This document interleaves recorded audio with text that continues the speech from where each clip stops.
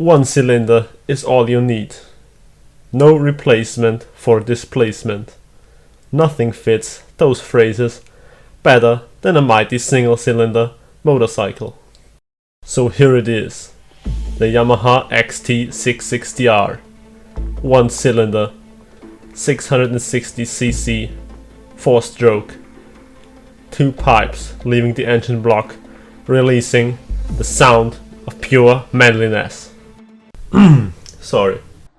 So I guess you know more about bikes than me, and you will know there are bigger single-cylinder bikes out there, like the infamous and sturdy DR Big with its 800cc one-cylinder engine, or for the younger viewers, the KTM 690, which is available as super motard or enduro.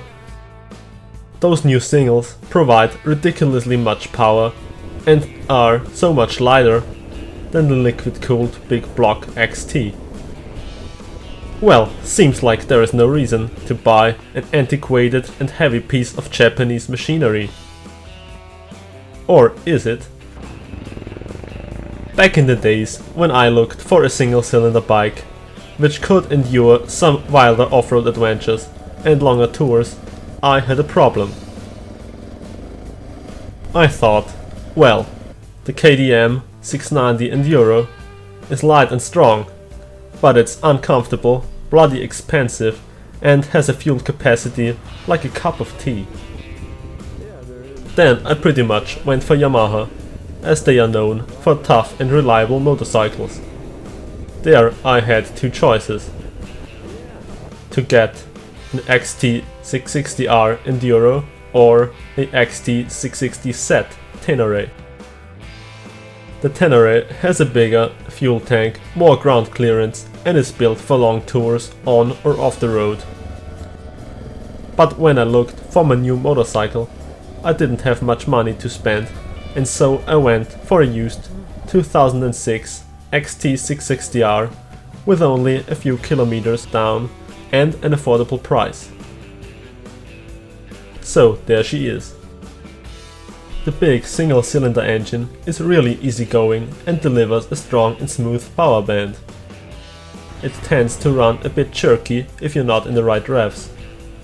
That's a thing that can be fixed by an aftermarket exhaust system, a racing air filter, and some minor changes in the mapping. I fitted the Akrapovic slip-on system, which smoothens out the jerky part, and it adds one of the best sounds that one can hear on this planet.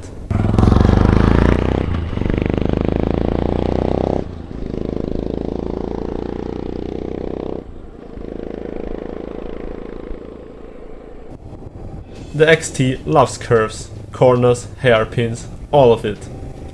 It's amazing how easy the bike leans into the curve almost by itself. And it's not even the super motard model.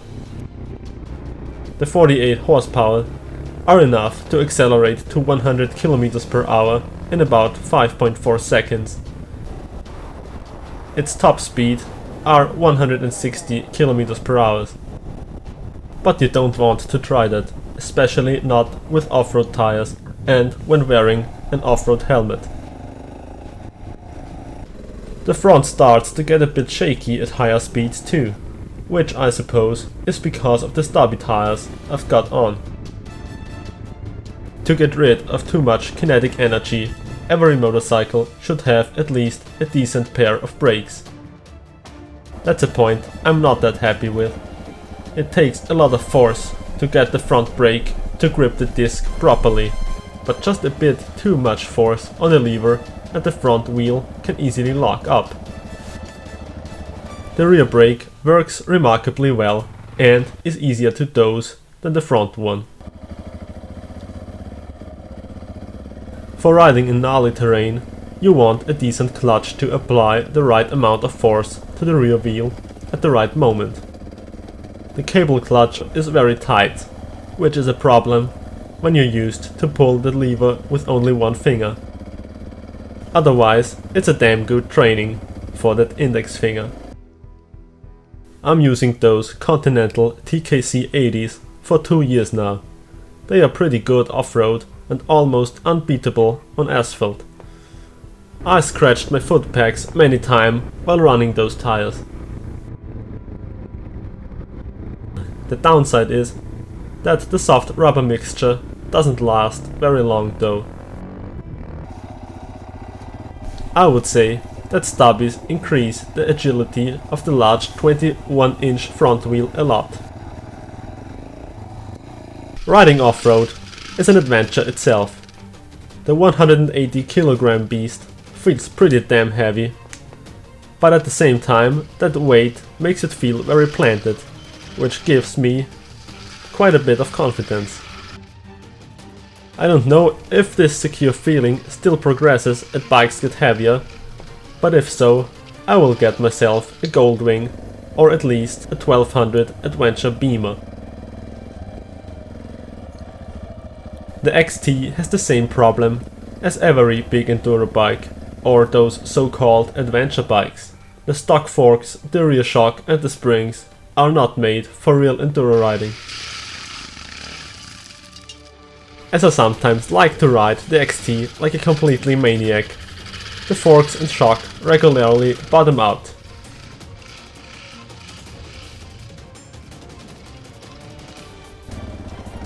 For adventure riding, I would recommend harder springs and a heavy-duty replacement rear shock. I personally use my XT like 70% for on-road and 30% for off-road riding. I think it's the maximum you can do without changing the whole suspension setup. I usually ride bigger tours on it and often with side cases on. It's really interesting that I had the lowest fuel consumption when I rode in Croatia fully packed with about 30 kilograms of luggage. I made it about 370 kilometers with 15 liters of fuel, which is only about 4 liters per 100 kilometers. Another significant point is the XT's seat height. With about 870 millimeters, the seat is pretty high and can be a problem for shorter riders. Of course, you could get a lower seat or even lower the chassis by adjusting the sag or even changing the linkage bones.